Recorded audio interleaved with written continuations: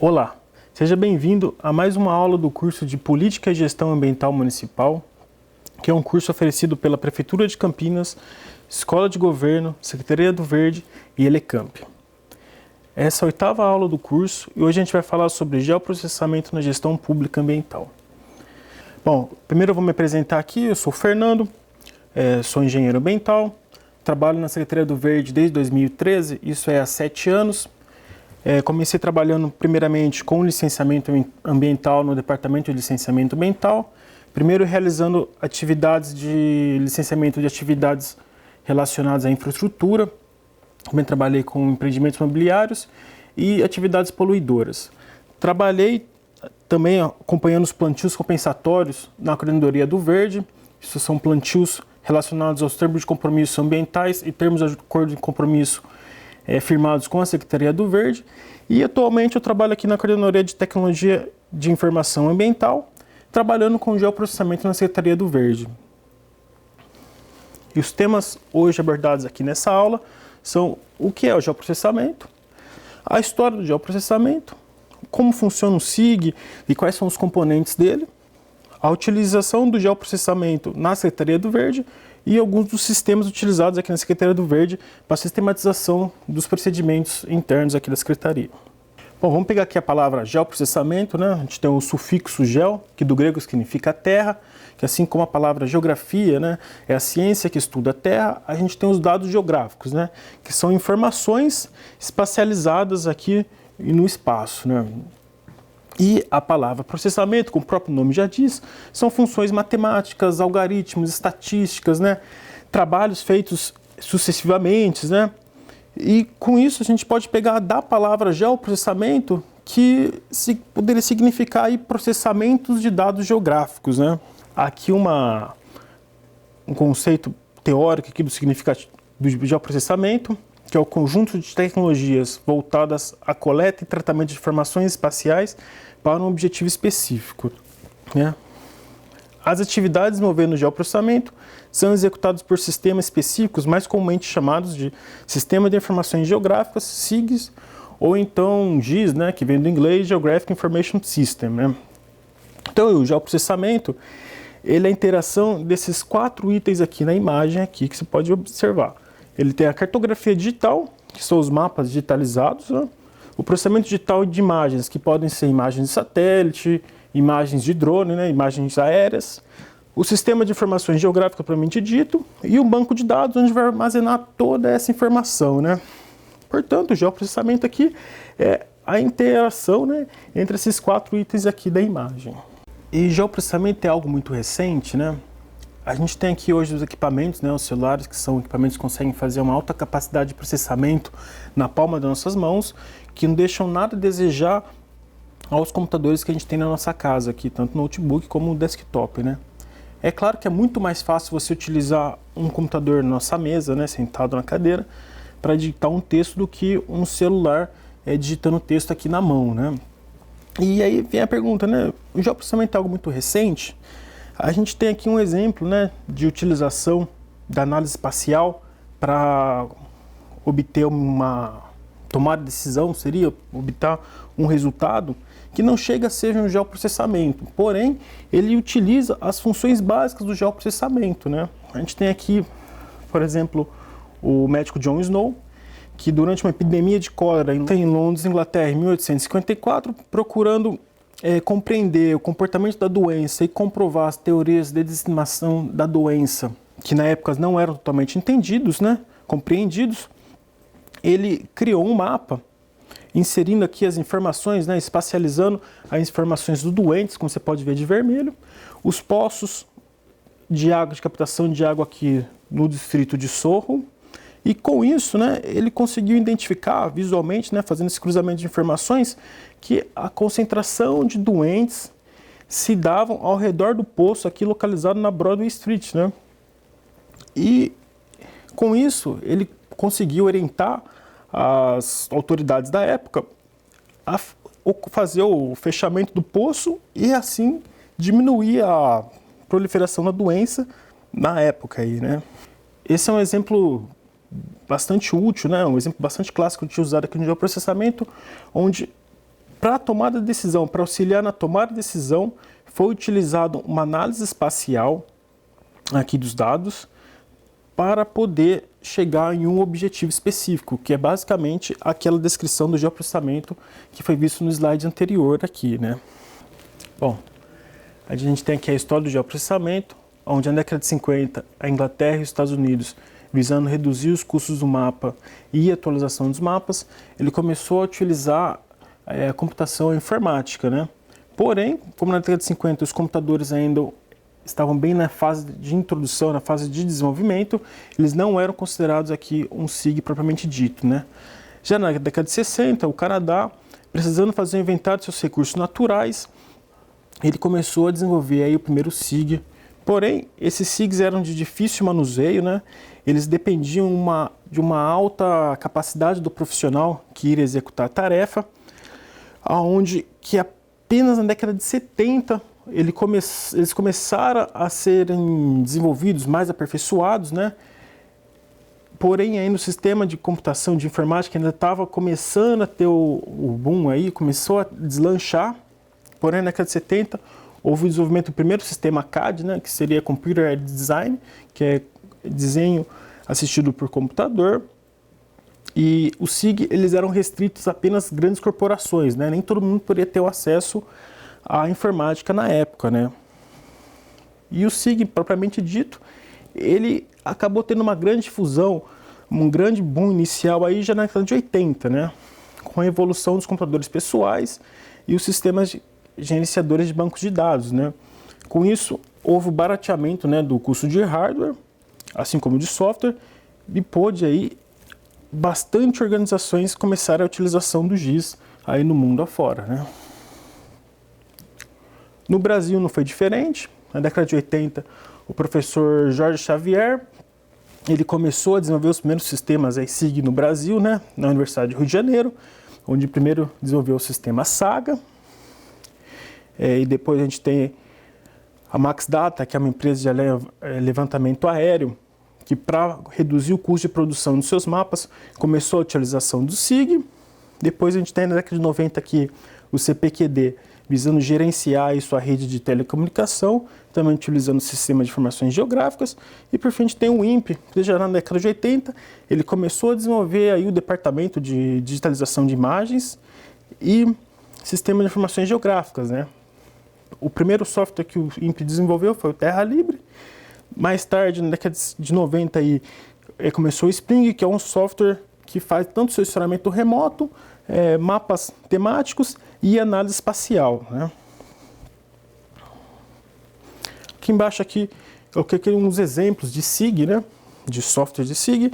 Esses dois aqui, à esquerda, são sistemas comerciais, né? O ArcGIS é um dos sistemas mais utilizados aí no mundo afora. Esses dois, à direita aqui, são softwares livres, né? Gratuitos para você utilizar, você baixar e utilizar. O Spring é esse software brasileiro. E o QGIS é o software mais utilizado aí, gratuito, que a gente utiliza bastante aqui na Secretaria do Verde, né? Mas, Fernando, o GIS, como é que o GIS funciona, né? O GIS, ele pretende aqui pegar uma cena real do mundo e transformar em dados de computadores, né? Como você pode ver aqui na imagem à direita. E como é que ele faz isso, né? Ele procura espacializar, né? Colocar a informação contida aqui na imagem real em camadas, né? A gente, por exemplo, aqui, nesse exemplo aqui, a gente tem uma imagem aérea, que seria a foto da imagem aqui, da cena real propriamente dita. A gente tem um mapa de topografia, um mapa de transporte, um mapa de endereços, né? Uma camada aqui de limites e uma camada de hidrografia, né? Tudo isso daqui para juntar numa informação, no banco de dados, para aí poder utilizar para fazer análise espacial, que assim como o médico John Snow usou em 1854. E claro que desse jeito aqui, de uma forma mais computadorizada, com mais informações possíveis aí. O SIG, então, ele é composto aí por recursos humanos, né? Que são as pessoas que utilizam, que manipulam, um software, um hardware, né? Que é o computador, propriamente dito, a informática, procedimentos que vão variar aí dependendo da função que você vai utilizar, né? Por exemplo, se você quer fazer um mapeamento de vegetação, você vai usar um conjunto de instruções, conjunto de dados, né, também. Ou então se você fazer um levantamento de queimada, por exemplo, né, você vai usar uma certa metodologia e vai utilizar os dados corretos para poder fazer a manipulação da informação para atingir o objetivo que você deseja, né. Portanto, então, aí o SIG, ele é a interação entre esses cinco itens aí, né. Do ponto de vista da informática, o SIG, ele é composto dessa interação aqui, né. A gente tem uma interface, onde a pessoa que estiver programando, ele consegue observar toda a programação aqui do programa, onde ele é feito a consulta dos dados aqui no gerenciamento do banco de dados, né, onde ele pode fazer a consulta e análise espacial. A gente tem uma saída aqui desse processamento aqui, que pode ser um WebGIS, né, uma visualização da internet, uma plotagem de um mapa, e a inserção dos dados aqui, onde você pode inserir os dados que ou vão ser armazenados aqui no banco de dados, ou então eles vão ser auxiliados aqui na consulta e na análise espacial, né. E esses dados, né, essa entrada de dados, ele pode ser de dois tipos, né. Ele pode ser do tipo de classe vetorial e do tipo de classe matricial, né. Os dados da classe vetorial são dados que possuem coordenadas, né. E eles podem ser do tipo ponto, eles podem ser em linha, aí, são pontos consecutivos, né, ou então ele pode ser um conjunto de pontos formando aí uma área. O interessante da classe vetorial é que cada ponto, cada linha, cada área, ela pode receber uma tabela de atributos, né? Ela pode receber uma tabela de atributos, onde nessa tabela de atributos é possível colocar informações específicas em cada ponto, em cada linha, em cada área, né? Por exemplo, nos pontos, podem colocar informação referente a um ponto de ônibus, falar qual ponto de ônibus ele está se referenciando ali, pode ser um endereço, pode ser, por exemplo, uma nascente, assim como linha, você pode botar informação que rua que é aquela, que curso de água que é esse, e a área ela pode ser informação, por exemplo, de lote, quadra, naquela área quantas árvores foram plantadas naquele local, e assim por diante, né. Já a entrada de dados da classe matricial, também conhecida como raster, ela é composta por imagens, né. Assim como as imagens que a gente vê em computador, se você der um zoom ali próximo, né, o maior zoom que você consegue enxergar, você vai ver quadradinhos, né. Esses quadradinhos são a menor porção da imagem, ele é denominado pixel, né. E esse pixel, ele pode conter um número, né, um valor. Num dado de classe matricial, ele não permite tabelas de atributos, né, colocar as informações que são colocadas na classe vetorial.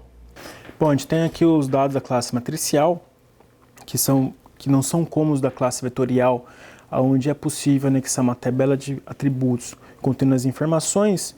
No dado de classe matricial, cada pixel ele pode conter um valor, que esse valor pode ser uma cor, no caso das imagens aéreas, né?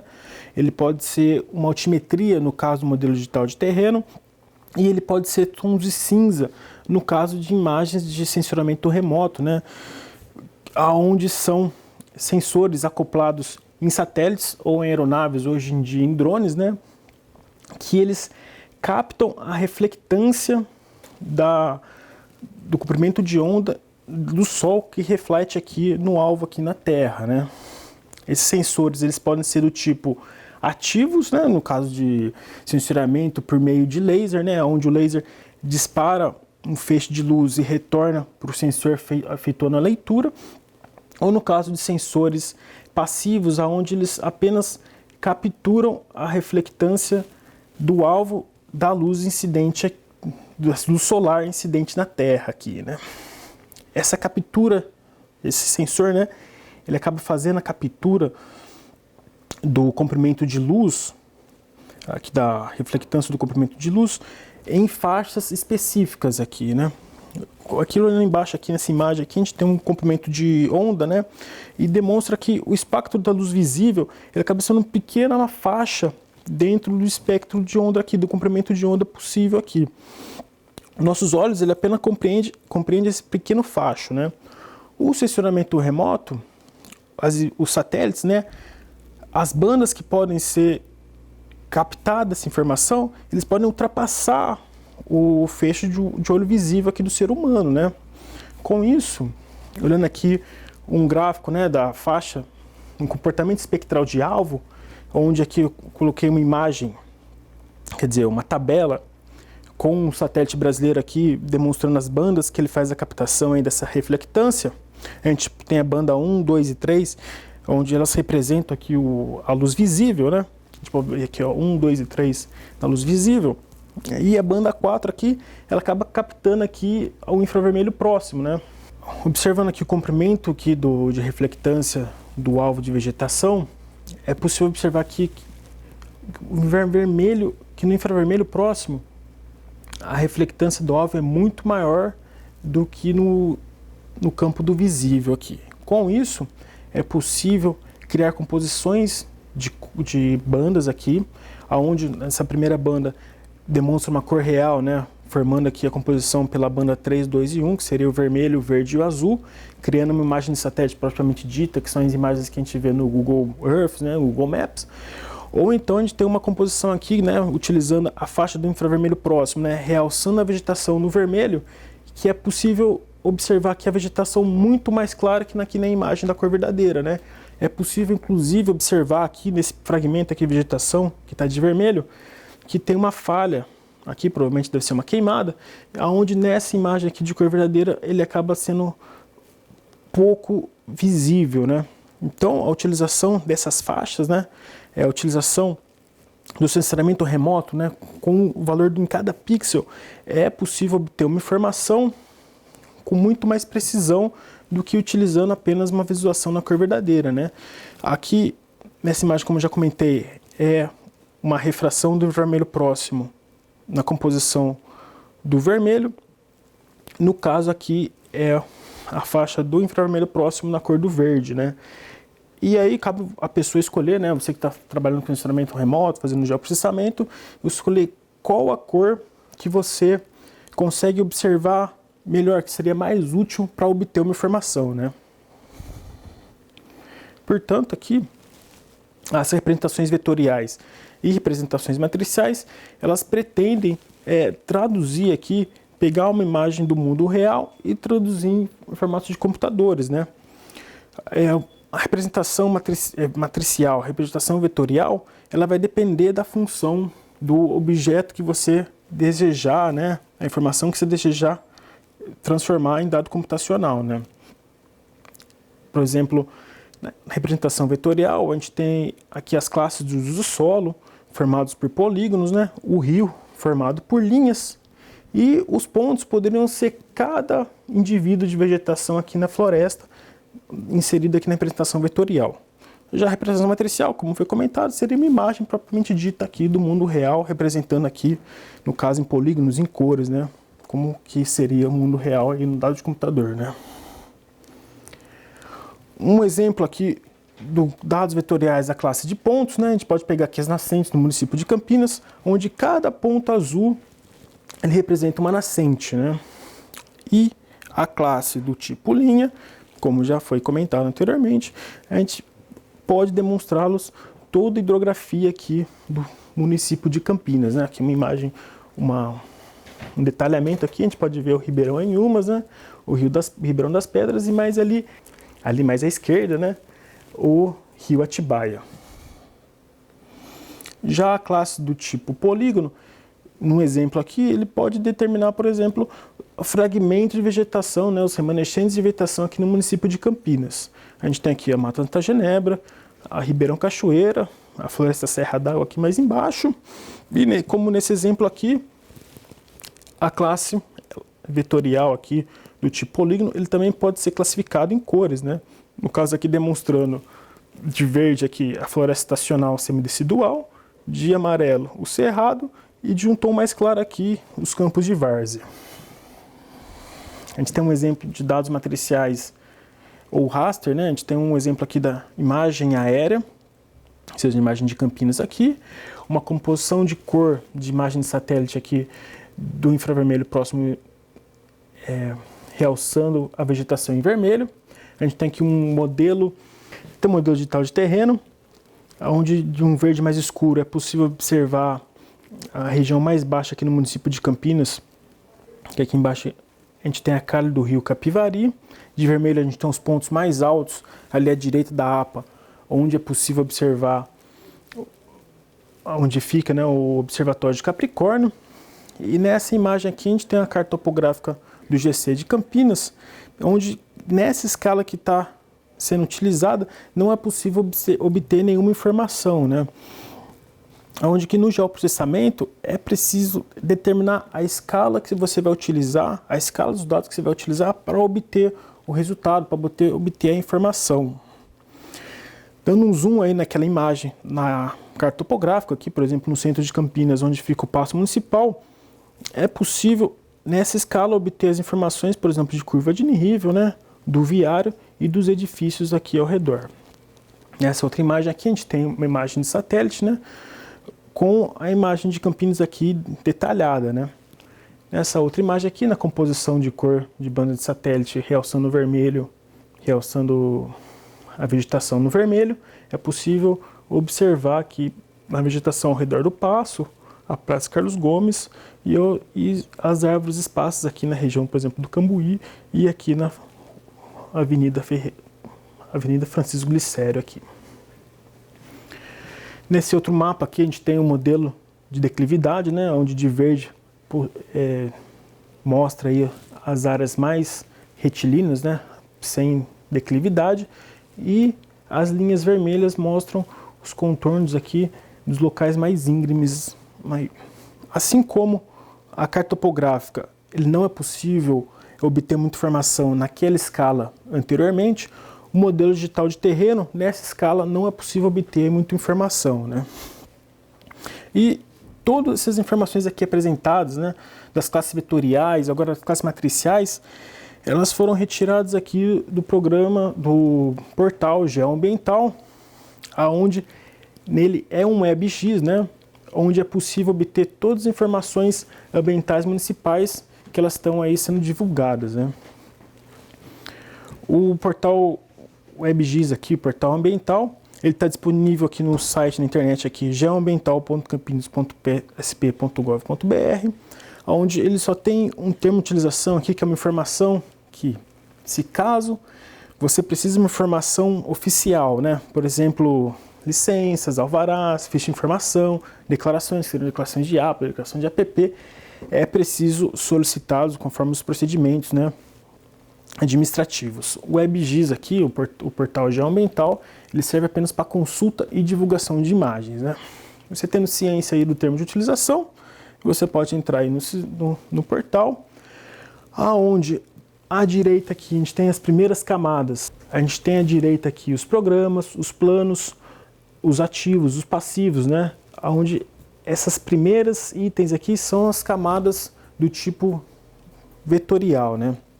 Aqui na imagem a gente tem as imagens de classe matricial ou raster, né? Como já foi observado ali nos slides anteriores, a imagem aérea Ortofoto 2014, o modelo de declividade, o modelo digital de terreno e a carta topográfica do IGC.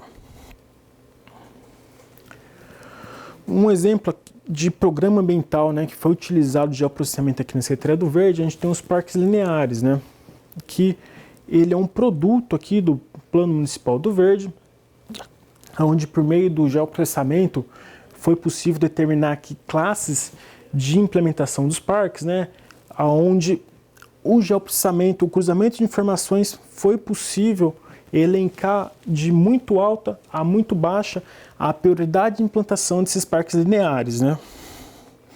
E como foi comentado, né, essa classificação dos parques lineares, ela foi utilizada a análise, né, o geoprocessamento entre esses 4 mapas aqui na imagem aqui. O mapa de áreas verdes com função social, os mapas de índice de áreas verdes sociais por habitantes, um mapa de calor aqui com mapa de acessibilidade a áreas verdes com função social e também um mapa com o déficit de áreas verdes de função social.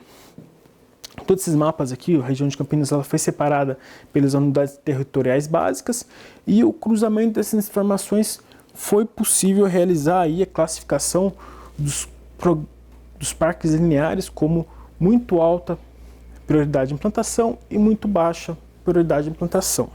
Se a gente apertar aqui nesse polígono no centro da tela aqui de vermelho, provavelmente é o trecho do Rio Capivari, Parque Linear do trecho do Rio Capivari 1, ele vai abrir a tabela de atributos, onde é possível observar as informações desse ponto aqui. Nesse caso aqui, a tabela de atributos mostra o nome do rio, a classe que ele se encontra, né, que é alta prioridade de implantação, e se caso você deseja obter mais informação, você pode apertar aqui no link da tabela de atributos, aonde ele vai demonstrar aqui toda a ficha técnica do parque que está sendo solicitada a informação. Outra camada interessante aqui que existe no portal Geoambiental é a camada de fauna, aonde foram inseridos aqui todos os dados relativos aos estudos ambientais realizados no município de Campinas, onde foi realizado o levantamento de fauna e foi inserido aqui nos polígonos toda a informação da fauna dos respectivos locais. Por exemplo, se você apertar aqui na Mata Santa Genebra, vai aparecer aqui a tabela de atributos com a listagem dos animais que foram identificados ali, foram levantados, né? Nesse exemplo aqui da Mata Santa Genebra, foram levantados pela Fundação José Pedro de Oliveira, onde, se caso você deseja obter uma informação específica sobre uma espécie, um animal em específico, você pode apertar aqui, por exemplo, no Puma com color, onde o site vai ser direcionado aqui para o departamento de bem-estar animal e vai demonstrar aqui a ficha biológica do animal, onde vai ter o nome científico, o tipo de alimentação e outras informações que porventura forem interessantes aí, né? Também no portal Geoambiental tem toda a divulgação aqui da camada de ativos ambientais do município. No exemplo aqui é a Camada do Bavo, do Banco de Áreas Verdes, onde é possível observar todos os locais de plantios aqui do município de Campinas, né? Se a gente pegar, por exemplo, aqui nessa área aqui, que é a Fazenda do Exército, e apertar em um polígono, ele vai aparecer aí a tabela de atributos referente àquele polígono, né? Com isso ele vai demonstrar as informações, né, do protocolo que se encontra, condição, nesse caso aqui ele está implementado, o termo de compromisso que ele foi executado ali, quantidade de mudas e a área que esse plantio ocupa. Bom, a gente também tem a camada aqui de passivos ambientais, onde os pontos em vermelho eles determinam aqui os locais de fiscalização ambiental que ocorreram no município de Campinas, onde você clicando em um ponto específico, ele também abre a tabela de atributos, onde é possível observar toda a informação referente à fiscalização naquele ponto aqui. E se caso você deseja obter mais informação referente às camadas do portal Geoambiental, é possível clicar no metadados, aonde vai aparecer aqui uma tabela com todas as camadas disponíveis no portal Geoambiental, com um breve resumo, onde, por exemplo, se a gente buscar informação referente aos parques lineares, ele vai trazer as informações de como ela foi preparada.